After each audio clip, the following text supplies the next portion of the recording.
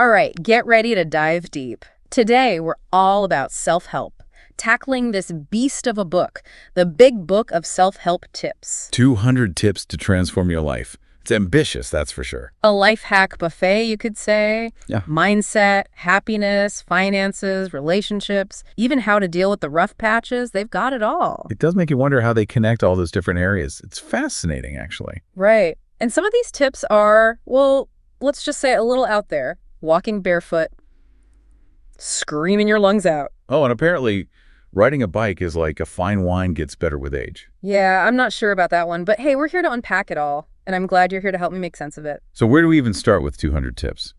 Good question. I guess the book lays out its foundation. They call it the grand idea. Yeah, the grand idea basically boils down to this. Yeah. You got to want it, really want it. Makes sense. No amount of tips will work if you're not motivated. What else is in this grand idea? Well, being interested is a big one. Information is power, as they say.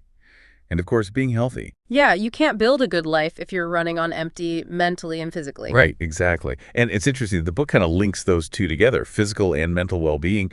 We think of that as a more modern idea, but they were onto something. Totally. Okay, so we've got to want it, be curious, be healthy. What else? Well, they actually have a tip that's almost meta. Use your common sense. It's like they're acknowledging that some of this might sound out there. Huh, like a reality check before we dive in. So this common sense thing, it applies to all the tips, right? Absolutely. It's a filter for any self-help advice. Does it fit with your values, your goals, and, well, basic common sense? I love that. Okay, let's move on to individual happiness. What really stood out to me here was the focus on finding joy in the simple things, the free stuff in life. Yeah, those little freebies, and some of them are pretty unexpected, like smell the coffee. Not just drink it, actually smell it. Yeah. Savor the aroma. Ah, I see, like really being in the moment, savoring the experience. Exactly, those sensory experiences that we often rush past. They even say, walk barefoot once in a while. Yeah. Being careful not to step on broken glass, of course. Ah, common sense check. But yeah, connecting with nature, feeling the ground beneath your feet, I can see the appeal. It's that sensory experience again. And they even recommend, get this, stretch far out while you yawn. Okay, that one made me laugh. Is there any actual benefit to that, or are they just messing with us? Well, Yeah. it might sound silly, but think about it. Yawning and stretching often go together naturally. So maybe they're just saying, hey, amplify that natural process. Ah, okay. So what's the benefit of stretching? Well, it improves flexibility, blood flow, releases muscle Yeah. tension. And when we yawn, we're taking in a deep breath, more oxygen. It's like a little energy boost. So you release tension, you get an energy boost, all while yawning. Simple but effective. I like it. It's all about finding those little pockets of happiness in the everyday. And that brings us to another key part of self-improvement, setting goals. Ugh, goals. Gotta have them. What did the book have to say about that? Well, they emphasize writing down your priorities and tackling them one by one. No multitasking madness, just focus. Focus is key. I like that. Any specific tips for setting good goals? Oh, tons. But one that really stands out, and it's so important, is be realistic. It's easy to get carried away, right? Right. But setting goals that are actually achievable, that's where the magic happens. Yeah, no point in setting yourself up for failure. So be realistic. Check. What else? They also say admit your mistakes. Now, this isn't about beating yourself up. It's about having a growth mindset, recognizing that mistakes are opportunities to learn and grow. Hold on. Growth mindset. For those of us who aren't familiar with that term, what does it mean? It's the belief that our abilities and intelligence aren't fixed, they can be developed. It's about embracing challenges and seeing setbacks, not as failures, but as chances to improve. Ah, I see. So admitting your mistakes is more about learning and growing than dwelling on the negative. Got it. What other goal-setting wisdom did they share? One more I want to highlight is recognize your support group. We don't achieve our goals alone, right? It's about having people who cheer you on, offer advice, and keep you accountable. Absolutely. The power of community. And speaking of support, I think we need to talk about money. Money matters can be a real stressor, and the book has a whole section on it. Yeah, money matters. They start with a pretty basic tip. Identify the source of your income. Sounds obvious, but you'd be surprised how many people don't really know where their money comes from and where it goes. True. Awareness is key. What other money management tips did they offer? One that's super relevant today, especially with all the technology we have, is set up multiple bank accounts. Separate accounts for emergencies, savings, daily expenses. Yeah, I've heard that one, like compartmentalizing your money so you can track it better. Right. And nowadays, there are so many budgeting apps and systems that make it even easier. It's like having a personal finance assistant right in your pocket. Pretty cool. Okay, but I noticed one tip that seemed a bit bold, maybe even a little controversial. Saving alone will not add to your money. What's that all about? Well, I think they're trying to emphasize the importance of investing. Saving is essential, of course, but it's only part of the equation. Money needs to grow to outpace inflation. Okay, I see what they're getting at. But investing can be intimidating, especially for beginners. What advice would you give someone just starting out? Do your research. There are tons of resources out there. And start small. You don't need a fortune to begin. And don't be afraid to get guidance from a financial advisor. They can help you create a strategy that aligns with your goals and your comfort level with risk. So it's a proceed with caution kind of situation. Do your research, start small, and get help if you need it. Great advice. Now I want to shift gears and talk about intellect. I love that this section is all about finding effortless ways to sharpen your mind. Learning without even trying, it's like a dream. It's about being curious and finding those opportunities for learning and everyday experiences. All right, I'm all ears. What effortless learning hacks did they share? Well, one that might raise a few eyebrows is eavesdrop on a conversation. Of course, they emphasize doing it discreetly and respectfully, not in a creepy way.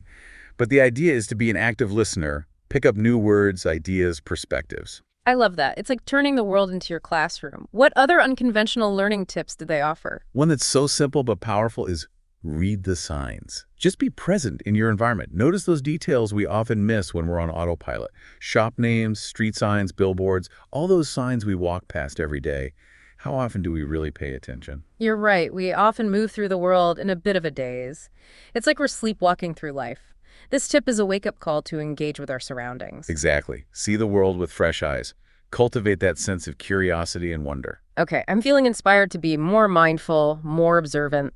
Now let's talk about something crucial for both physical and mental well-being. Healthy living. This section covers a lot. Nutrition, exercise, sleep, stress management. They really took a holistic approach to well-being. So I'm guessing the usual suspects are in there. Drink water, eat your veggies, get enough sleep. You got it. But instead of focusing on the obvious, let's highlight a few tips that might be less common, but just as valuable. One that stood out to me is eat breakfast. Okay, full disclosure, I am guilty of skipping breakfast sometimes. What's the big deal? Well, there's a lot of research linking regular breakfast to better energy levels, improve cognitive function, even weight management. Really? I had no idea. I'm definitely going to rethink my breakfast habits. What else? Sleep the night off. This one emphasizes aligning our sleep with our natural circadian rhythm. It's not just about getting enough sleep, it's about when we sleep. So sleep at night, wake up with the sun, got it. Any other healthy living gems? One that reflects a bigger trend in wellness is Go Natural.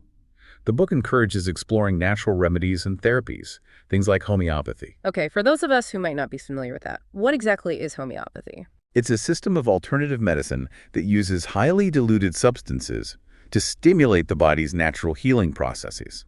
It's based on the idea that like cures like. Interesting. Harnessing the body's own healing power. Why do you think there's this growing interest in natural and holistic approaches to health? I think people are becoming more aware of how interconnected our physical, mental, and emotional well-being is. They're looking for solutions that address the root causes, not just mask the symptoms. It's about seeing the body as a whole system. Okay, so we've got mindset, happiness, goals, money, intellect, healthy living. Feeling pretty well-rounded already. We're just getting started. There's so much more to explore: social conduct, life in general, work, relationships. Oh, I can't wait. I have a feeling we're going to uncover even more gems in this book. Welcome back to our deep dive into the big book of self-help tips. We're making our way through these 200 tips, and it's becoming pretty clear that the authors really wanted to cover it all, practical stuff and the deeper stuff too. Totally. We've found some real gems already, from those mindfulness exercises to managing money and setting goals. But, I'm still thinking about some of those more unusual tips, like scream for all the world to hear. I mean, I guess it could be cathartic, but is there any science behind that? Yeah, it's interesting, right? There's definitely something to be said for letting out those pent-up emotions.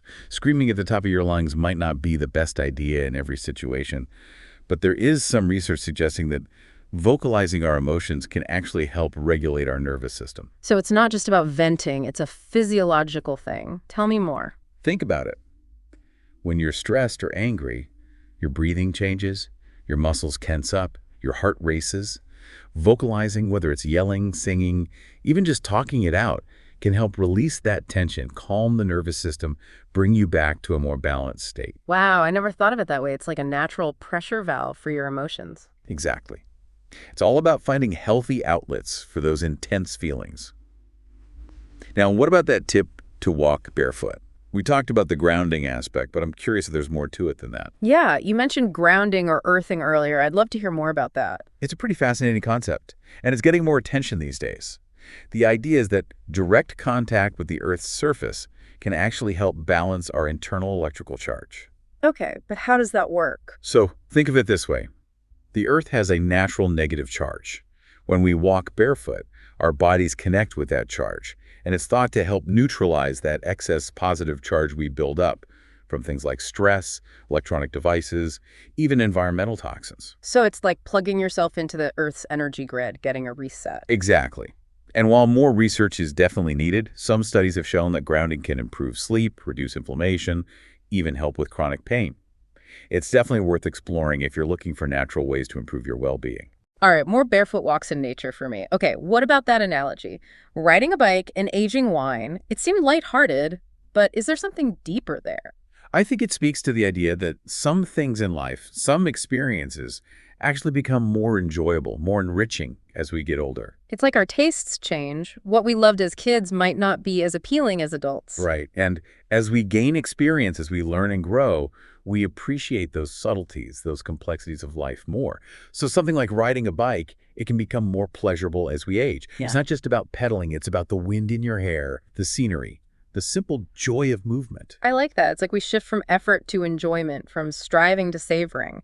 Now, let's talk money again. We touched on the book's financial advice earlier, but I want to dig a little deeper. What are your thoughts on their approach to personal finance? Well, we have to remember this book was written before all the fancy fintech stuff we have today. Right. Budgeting apps, robo-advisors, online investing platforms. It's a whole new world. Exactly.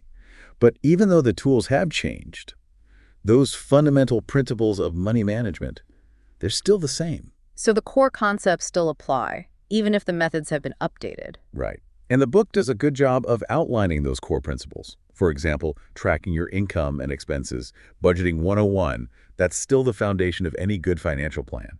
What gets measured gets managed, right? If you don't know where your money's going, you can't make good decisions about it. Exactly. Another timeless principle they highlight is setting financial goals. Whether it's saving for a down payment, planning for retirement, or just getting out of debt, having those goals gives you something to work towards. Like a roadmap for your financial journey.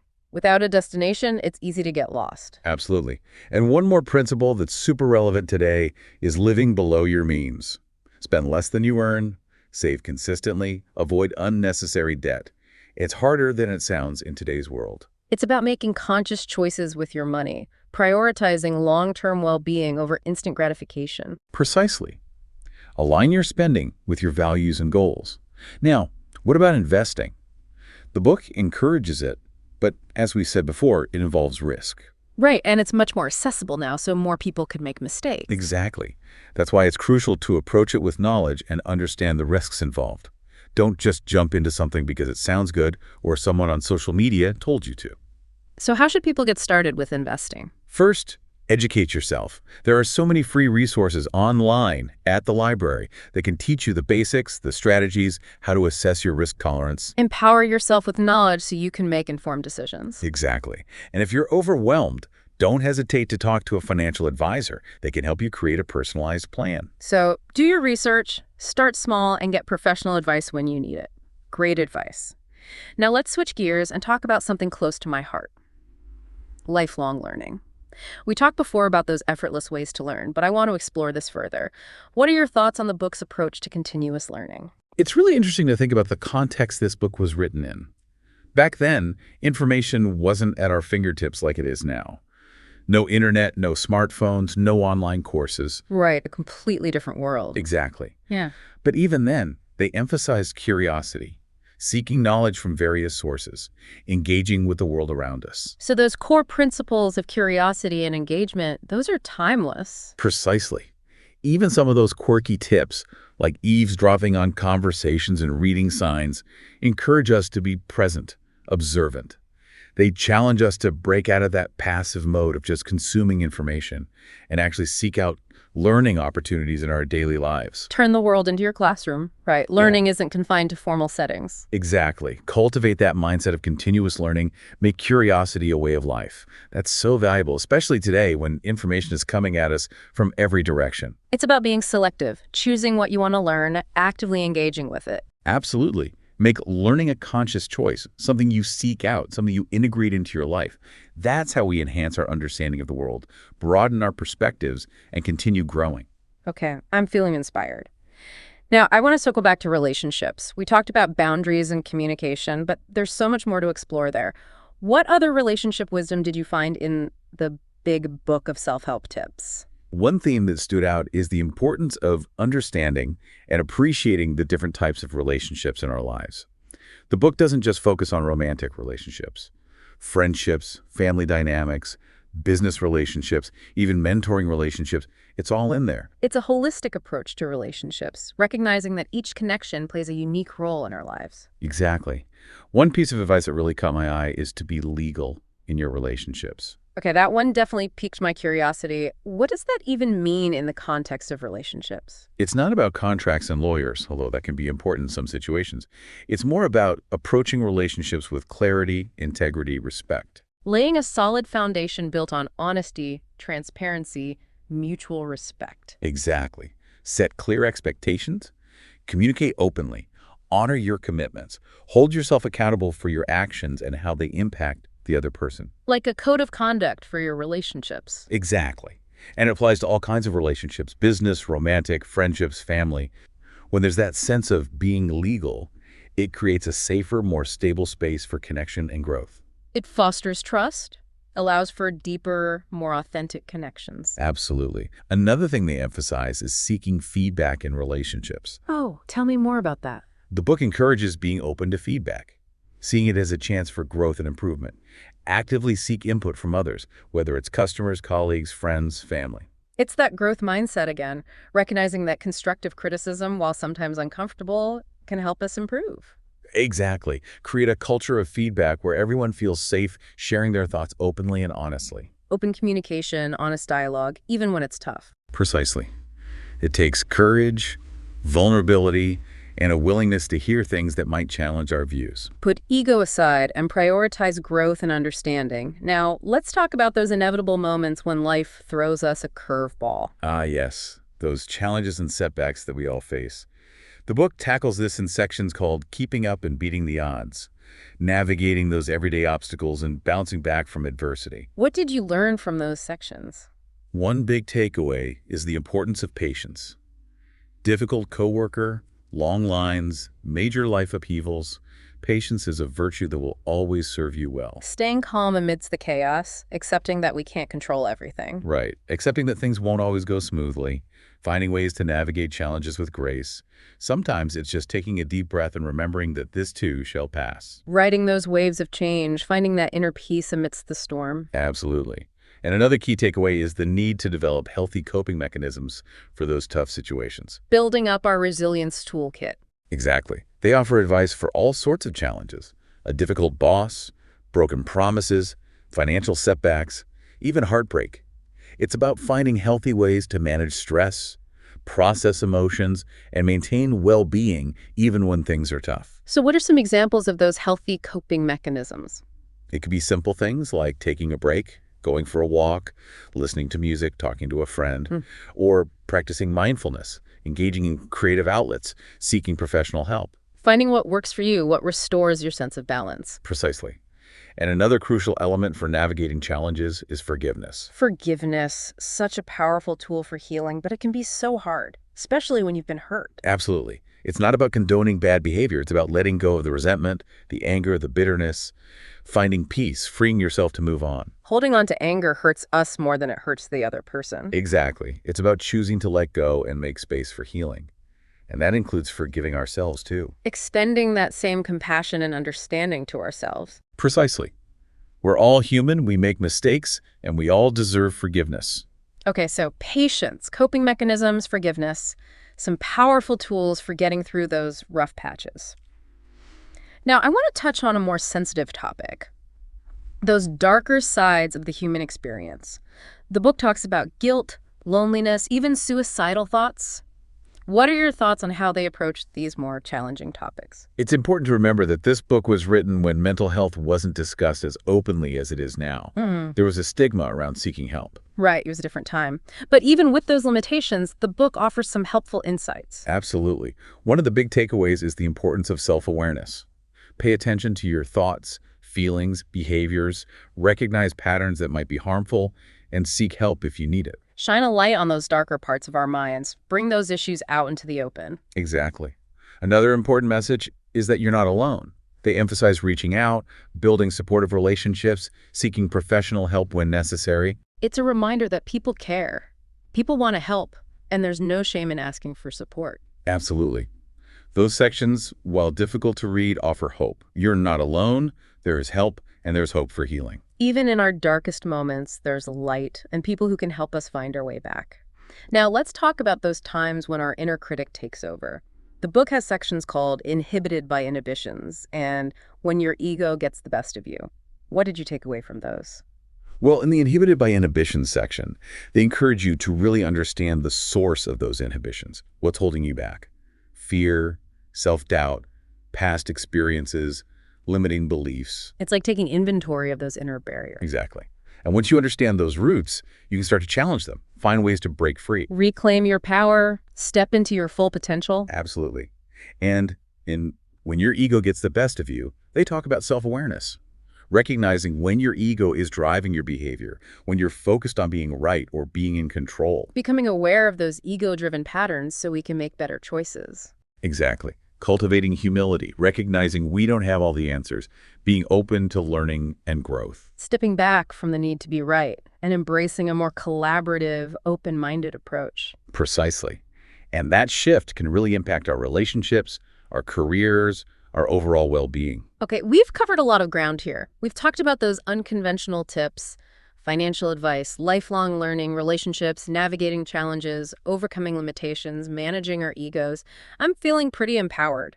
But before we wrap up, I want to touch on those final sections where the focus is on positive character traits and finding renewed purpose. Top 10 virtues and regaining your strength. They offer a roadmap for a more fulfilling life. What are your thoughts on these concluding chapters? These last sections really bring everything together. They circle back to that core message of self-improvement as a journey of growth and transformation. I'm eager to hear your insights. What stood out to you? Top 10 Virtues is all about cultivating qualities that lead to a good and meaningful life.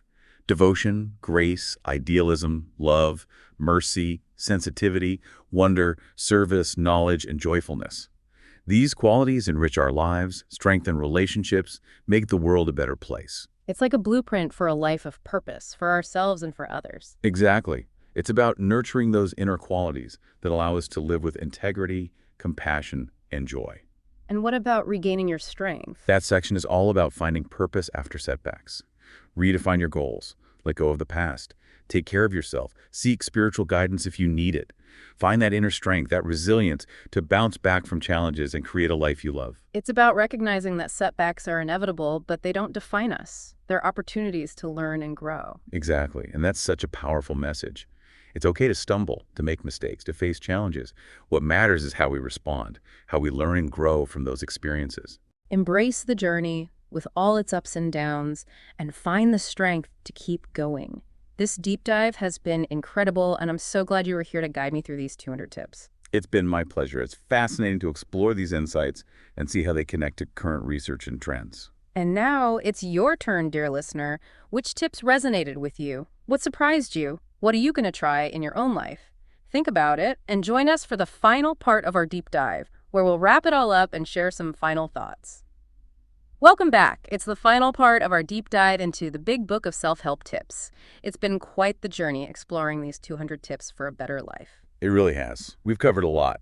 from practical stuff like finances and goal setting to more philosophical ideas about happiness and resilience and personal growth. You know, it strikes me that even though this book was written a while back, a lot of these tips still hold up today. It's like they tapped into those timeless principles of human nature, the search for a fulfilling life. Absolutely. And I think that's one reason this book has resonated for so long. It's that holistic approach. It's not just about achieving specific things. It's about building character, nurturing relationships, living a life that aligns with your values. Becoming the best version of yourself, inside and out. Exactly. And that's an ongoing process. It takes time, effort, and that willingness to keep learning and growing. So as we wrap up, what are your final thoughts on the book's overall message? What are those key takeaways for our listeners? Well, one theme that keeps popping up is the importance of taking responsibility for your life, recognizing that you have the power to choose, to make decisions, to shape your own destiny. You're not just along for the ride, you're the driver. Owning your choices, your actions, and realizing that you have the power to create the life you want. Right. And that ties into another big message, the importance of action. It's not enough to think differently. You got to act differently, put those insights into practice, make those changes. Bridge that gap between knowledge and action. Don't just read about self-improvement, do the work. Exactly. Take those steps, build new habits. And remember, real change doesn't happen overnight. It's about those small, consistent actions. Those little things we do every day, like choosing a healthy breakfast, going for a walk, being grateful, connecting with a friend. Exactly. Those seemingly insignificant things add up. And one last message I want to emphasize is that throughout the book, there's this undercurrent of hope, a belief in our ability to grow and change. That we all have potential, we can overcome challenges, we can create a life filled with meaning and joy. Exactly. And that's such an important message, especially when things are tough. Remember, you have the power within yourself to create a better future. So as we finish our deep dive into the big book of self-help tips, remember, self-improvement is a journey, not a destination. It's about constantly learning and growing, being kind to yourself, celebrating successes, learning from setbacks. Never stop looking for ways to make your life better, more fulfilling. And you don't have to go it alone. Reach out, build those supportive relationships, ask for help when you need it. There are so many resources out there to help you along the way. We hope you enjoyed this deep dive into the world of self-help. Until next time, keep learning, keep growing, and keep diving deep.